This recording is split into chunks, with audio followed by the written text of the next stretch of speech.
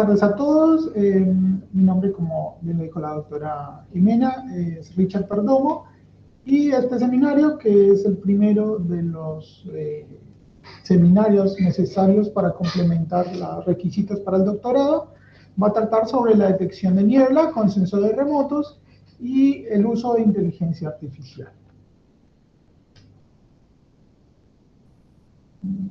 Primero vamos a ver un poco el problema de la detección de niebla. En cuanto a la detección de niebla, vemos aquí en la izquierda una imagen que es una composición de la microfísica de canales usando el GOES 16 en falso color, y vemos algunas clasificaciones que nos permiten generar alguna clasificación del tipo de nubes, pero claramente viene supervisado por alguien que tiene un conocimiento profundo del tema respecto a cómo funciona el satélite y qué tipo de radiación responde a cierto tipo de nubes.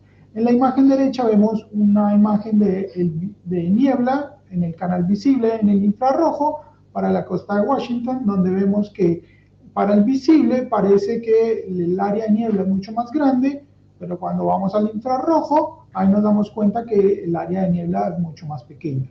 Esto nos va dando una idea de cómo, según el canal que usemos, la dificultad de detectar niebla correctamente. Bueno, para definir exactamente qué es la niebla, el vocabulario meteorológico mundial nos define que es un hidrometeoro compuesto por diminutas gotas de agua o cristales de hielo suspendidos en la atmósfera y que están muy cerca de la superficie terrestre. Nos define dos tipos de fenómeno adverso relacionados con esta nube muy cercana a la superficie terrestre, que es niebla, fog, y neblina, que es MINS. Aquí vemos la diferencia que está relacionada con el horizonte visual. La niebla es para menos de 1 kilómetro y la neblina entre 1 y 10 kilómetros. Ambos eventos son adversos para la aviación civil o militar y también para el transporte terrestre o marítimo. Como vimos en las diapositivas anteriores, hay un gran problema con la detección de niebla. Esta está relacionada con la similaridad con nubes bajas, es decir, la diferencia de temperatura entre la superficie y la nube que está muy cerca de la Tierra es muy pequeña. Por lo tanto, el contraste de canales no nos va a permitir definirla perfectamente. También hay una limitación respecto a la hora y la influencia topográfica, es decir, depende de las diferencias espectrales en los diferentes canales, y también el uso de suelo, es decir, si es una región urbana, una vegetación o si es un cultivo, nos afecta la emisividad que va a detectar el radar. También las regiones con orografía compleja dificultan esta observación. En el caso específico que vamos a ver de los trabajos que vamos a presentar, vamos a ver que las regiones tienen una orografía compleja, muy montañosa, o también tienen bosques húmedos que favorecen la aparición de niebla. Es decir, que esto nos lleva a tener falsos positivos o negativos en la detección usando sensores remotos. También hay una variabilidad microfísica que está asociada al tamaño de gota y al contenido de agua líquida, que, como sabemos, no es homogéneo, sino que cambia con la hora y también espacialmente. Por eso es necesario que el fenómeno tenga una persistencia temporal y es necesario que los sensores remotos que usamos tengan un seguimiento temporal. Bueno, este es el primer trabajo que vamos a presentar, el cual es un algoritmo de detección de niebla, el cual está operativo aún en el Servicio Meteorológico Coreano. Tenemos algunas métricas de medición, tiene 32 citaciones en Scopus y bueno, es ya de 2011 la base de este trabajo, pero es el primer... cronológicamente sería el primer trabajo que presentaremos hoy, el primero de 3, y vamos a ver cómo va a ir avanzando la metodología y en el tiempo cómo evoluciona. Bueno, como les dije, la idea de este trabajo es que era detectar con precisión áreas de niebla para prevenir accidentes de transporte aéreo. Básicamente estaba enfocado en la aviación y también en la parte marítima, en el transporte marítimo. Hay un fundamento físico en el cual se basa en la diferencia del canal dual, que está mostrado acá en una ecuación muy sencilla, que se conoce como la diferencia entre el infrarrojo cercano y un canal infrarrojo. En este caso, como el algoritmo que está implementado en el Servicio Meteorológico de Corea está basado en el satélite COMS, que vamos a presentar una diapositiva más adelante, tiene algunos canales específicos para detectar infrarrojo cercano. Estas dos diferencias entre estos dos canales nos va a permitir detectar una niebla, que esa es la base del algoritmo FOC2. Aquí vemos un esquema de la gota de nube y cómo está incidiendo el infrarrojo térmico y el infrarrojo cercano. Vemos que el infrarrojo cercano tiene una tasa de emisión entre 0,7 y 0,8, mientras que el infrarrojo térmico tiene una tasa de emisión cercana a 1, y precisamente esta diferencia es la que aprovecha el algoritmo. ¿Cuál es el desafío principal? Bueno, que la diferencia de características entre el día y la noche, donde hay una reflectancia diferente, nos va a causar discontinuidades en el tiempo y en la forma en que vamos a pronosticar la niebla. El proceso y la metodología de cálculo que usa este algoritmo que tenemos aquí es que primero uso un umbral que se basa en el ángulo cenital solar.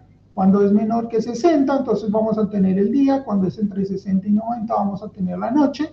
Y mayor a 90, estamos hablando de crepúsculo, es decir, anochecer o amanecer. Este es el primer paso del algoritmo, donde primero detecta si hay una diferencia en esos dos canales, en el infrarrojo cercano y el infrarrojo térmico, y a partir de eso, después analiza cuáles son los datos auxiliares necesarios para correr el algoritmo. Esos datos auxiliares necesarios, como podemos ver acá en la tabla a la derecha, en la tabla 1, es la máscara, si estoy en tierra o en el mar, cuál es la hora del día y si tengo estación meteorológica en terreno.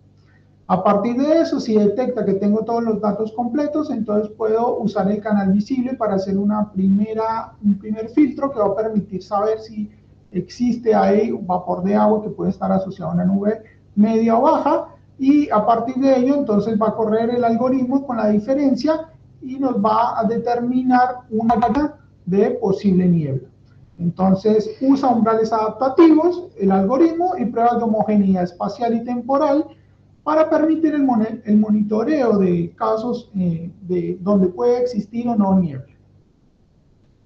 Bueno, la representación de los datos, aquí podemos ver en la tabla 3,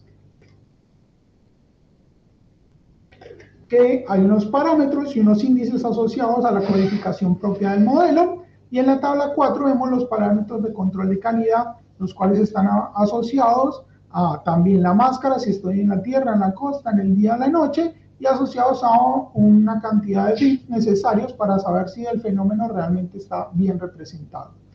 En la imagen que podemos observar a la derecha tenemos un caso de seguimiento de 2008, donde podemos ver un área de interés para comprobar si el algoritmo está detectando efectivamente bien la niebla. Aquí vemos las diferencias entre los dos canales y cómo evolucionó a lo largo del tiempo, para que veamos la persistencia del fenómeno a lo largo del día. Bueno, hay una validación operativa porque recordemos que esto hace parte del servicio meteorológico, por tanto es necesario ver una comprobación que nos permita o no hacer una alerta. Para ello tenemos una matriz de probabilidad de detección, la cual está no sé si me ven el cursor. Bueno, en la parte superior tenemos las estaciones meteorológicas automáticas, y en esta parte izquierda vamos a tener el modelo. Entonces tenemos una matriz de sí o no, si lo ve o no lo ve la estación meteorológica automática en superficie, y si lo detectó o no lo detectó el modelo. Entonces vamos a tener si lo detectó la estación meteorológica y lo detectó el modelo, entonces tenemos un sí. También si tenemos la estación pero el modelo no lo detectó, entonces en este caso teníamos un sí no, y así respectivamente en cada uno de los casos. Aquí vamos a ver en la figura 8, que está en el centro de la diapositiva, un caso de estudio específico que se basa en la detección y la salida del modelo, donde el modelo está en una región de interés, que es Manchuria y China. Manchuria está al noreste de China y una parte de China, y los cuadros en lila corresponden a las estaciones meteorológicas en tierra.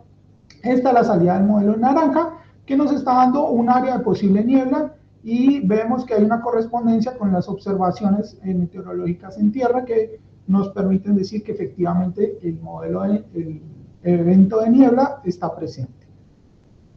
Bueno, como mencionamos, hay unas limitaciones, pero también hay un desempeño en la detección de niebla, de cómo se hacía antes a partir de información basada en una persona, un experto obviamente, que identificaba la niebla o no a partir de la observación de imágenes satelitales, y ya asociarle un poco, automatizar el proceso a través de un modelo, un algoritmo que sea un poco más objetivo. Entonces, aunque presenta una alta precisión en la detección de niebla, se va a ver limitado cuando la presencia de nubes altas o bajas va a ocultar el fenómeno que queremos observar, y por eso presenta al final un área de niebla o una posible área de niebla. No nos está diciendo con un valor cuantitativo cuánto es lo que podemos observar de niebla en esa posición geográfica.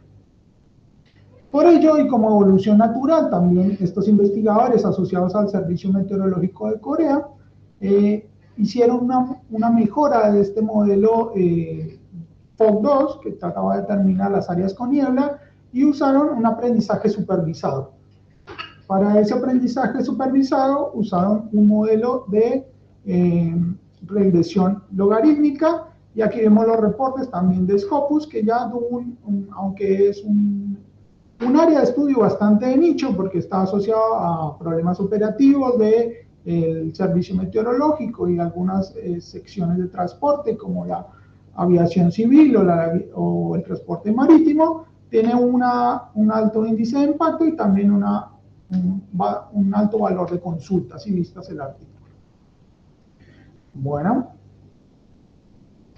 en esta diapositiva podemos ver la zona de estudio de la península de Corea, y vemos la densidad de la red de estaciones automáticas que fue usada como validación para el modelo de regresión logística.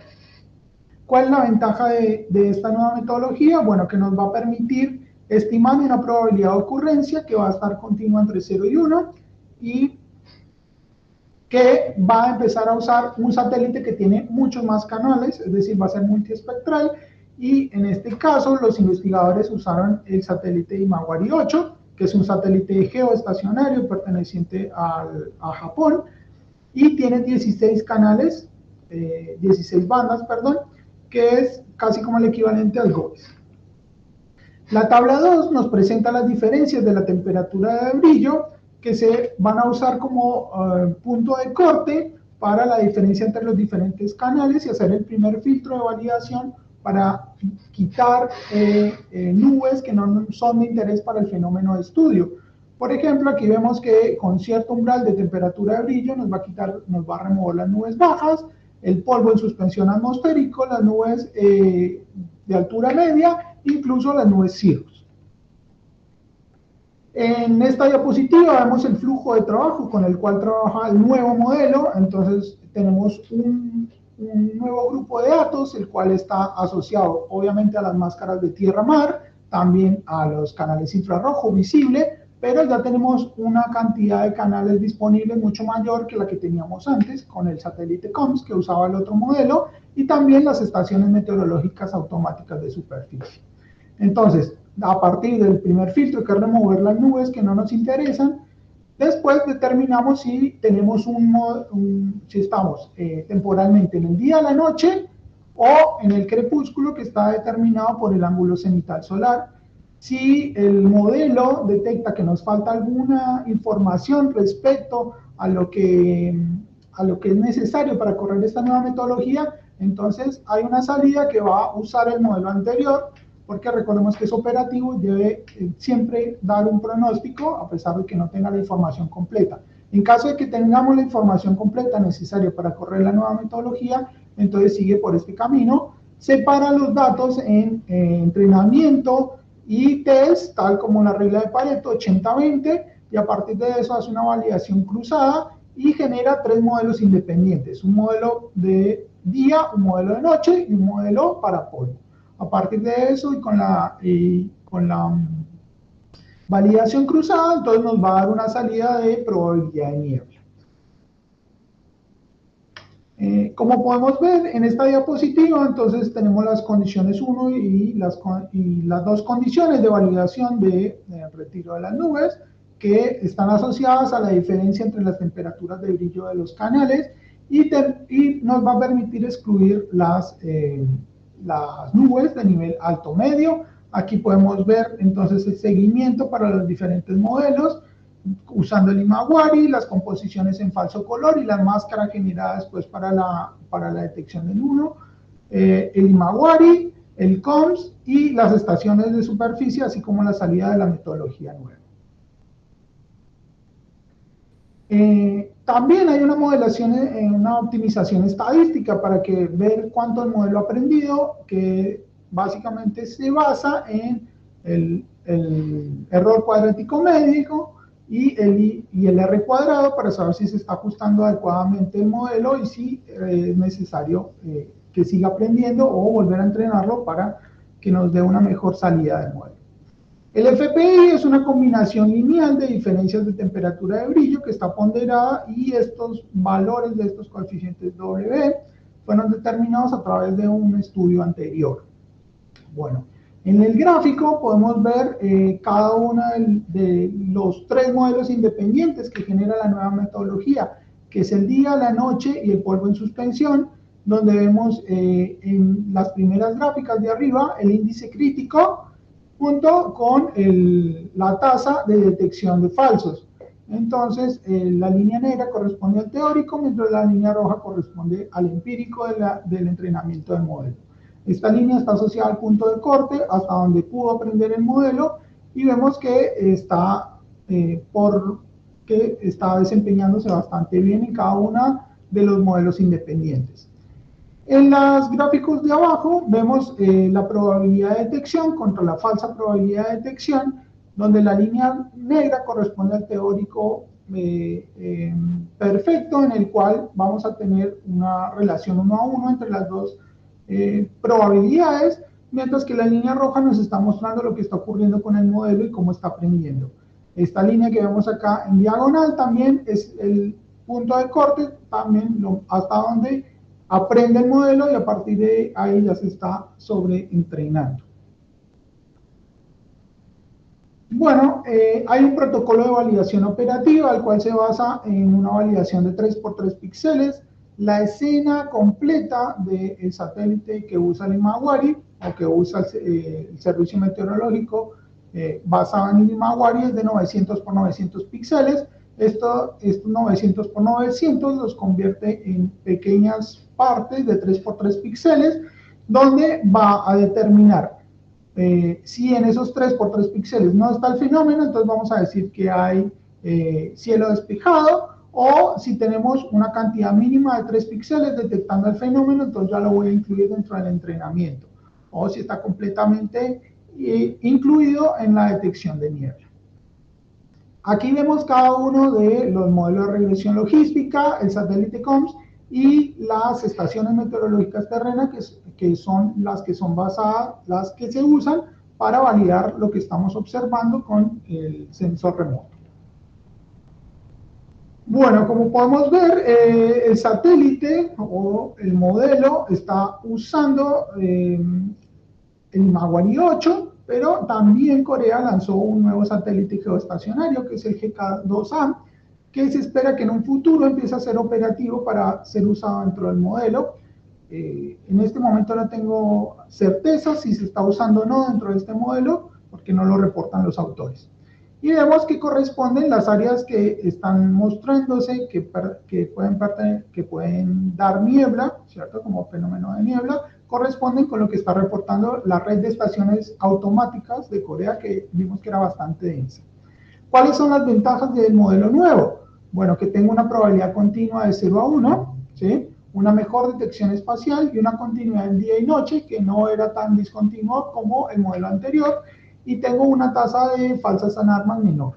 ¿Qué esperan los autores mejorar a futuro? Bueno, los datos oceánicos, porque recordemos que la península de Corea tiene una alta influencia marítima, por tanto hay un tipo de niebla asociada a ese entorno que es muy frecuente en esta región. Incorporar anomalías de la temperatura superficial del mar y aprovechar obviamente el nuevo satélite que mencioné, el GK2A. Bueno, ahora vamos a entrar al tercer y último trabajo que se presenta en este seminario, el cual va a mostrar una evolución de cómo fue la detección de niebla desde una red que estaba desde un modelo que se basaba simplemente en umbrales fijos y conocimiento del fenómeno, a una red que viene a ser entrenada de manera supervisada utilizando un modelo de regresión logarítmica, a una red que va a usar las redes neuronales actuales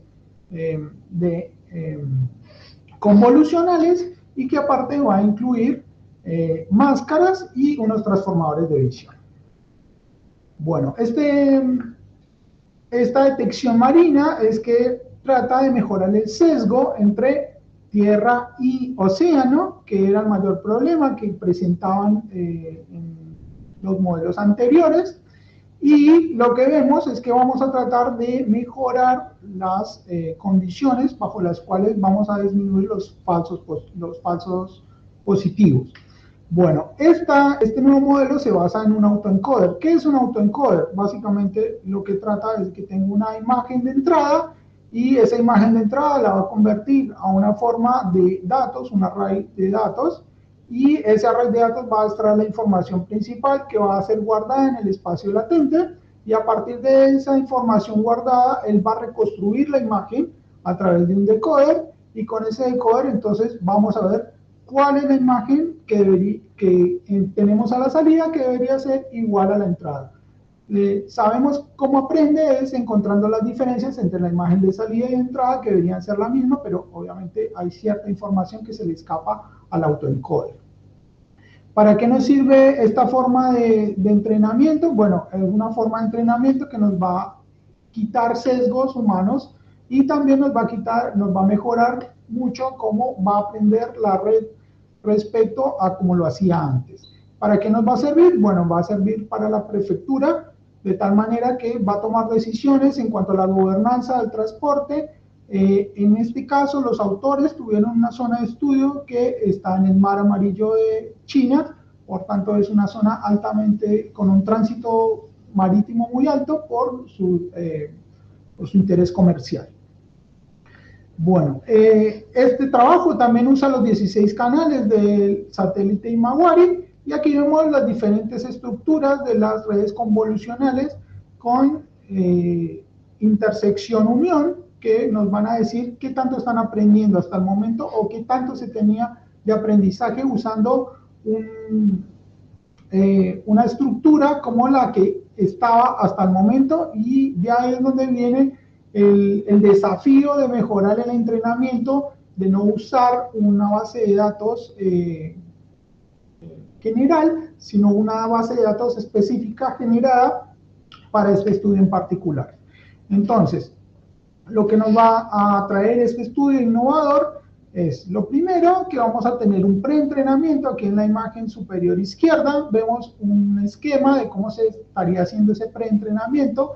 Va a tener un preentrenamiento en el encoder, que va a dividir los datos en 80-20, también siguiendo la regla de Pareto, y el decoder también va a tener un preentrenamiento de 80-20, es decir, va a mantener esa estructura de preentrenamiento. Adicionalmente, le vamos a incluir un ajuste fino, de tal manera que nos va a ayudar a reconocer texturas más difíciles, como son las texturas pertenecientes a la niebla. ¿Qué otra cosa incluye este nuevo modelo, esta nueva arquitectura de redes neuronales propuesta por los actores? Son los transformadores de visión. Esos transformadores de visión, entonces, nos van a permitir mejores resultados en el aprendizaje. A partir de este autoencoder enmascarado, que era lo que se usaba originalmente, por eso el MAE, le vamos a incluir un enmascaramiento también marítimo, es decir, de ahí viene el SEA-MAE, que es un autoencoder enmascarado, pero de mar y agua. Como el interés es marítimo, entonces el autoencoder va a aprender de las regiones donde están en las zonas de interés, que son marítimas, y a partir de eso también va a tener información de la reconstrucción o de las imágenes que estamos generando a partir de la información satelital del Maguari 8. Estos son algunos resultados obtenidos donde vemos que esta nueva arquitectura del SEA-MAE mejora el aprendizaje y permite una escalabilidad, es decir, un mejor desempeño y una convergencia más eficiente para el aprendizaje de las redes neuronales. Bueno, esta nueva metodología nos va a cerrar la brecha de dominio que existía en el uso de imágenes genéricas como el ImagiNet, y ahora estamos usando imágenes generadas a partir de la misma información satelital. Estamos incluyendo una visión por transformers en las redes convolucionales, ¿sí? Y estamos manteniendo una consistencia arquitectónica de tal manera que hacemos un preentrenamiento en el encoder y un preentrenamiento también en el decoder, y nos va a permitir una escalabilidad y una adaptabilidad de tal manera que a partir de una información que puede estar incompleta, es decir, como suele ocurrir en la información que se transmite satelitalmente, a veces no viene toda completa, la red neuronal que han construido los autores aquí es capaz de reconstruir, como vemos aquí en la figura, de información incompleta, es decir, no solo está aprendiendo de la imagen, sino que está aprendiendo de la física del fenómeno. Bueno, como hemos visto, la evolución de las redes neuronales y de las metodologías de detección de niebla pasó desde umbrales hacia modelos de aprendizaje supervisado y luego a modelos hacia aprendizaje no supervisado. El modelo de regresión logística introdujo probabilidades continuas y mejoró significativamente la detección, es decir, ya no nos mostraba un área de posible niebla, sino que nos daba también un valor cuantitativo de cuánto podría ser la probabilidad de que realmente hubiera niebla. Algo innovador de este modelo SEA-MAE es que incorporó los transformadores de visión. Quiero resaltar que es el primero en esta línea de investigación que involucra los transformadores de visión y hace un preentrenamiento especializado con imágenes meteorológicas satelitales, las cuales están disponibles para investigaciones futuras. También nos permite una consistencia arquitectónica de extremo a extremo, como les dije, hay un preentrenamiento en el encoder y en el decoder, de tal manera que permite que aprenda del fenómeno y no solo de la imagen. Bueno, creo que estoy en tiempo. Muchas gracias por su atención.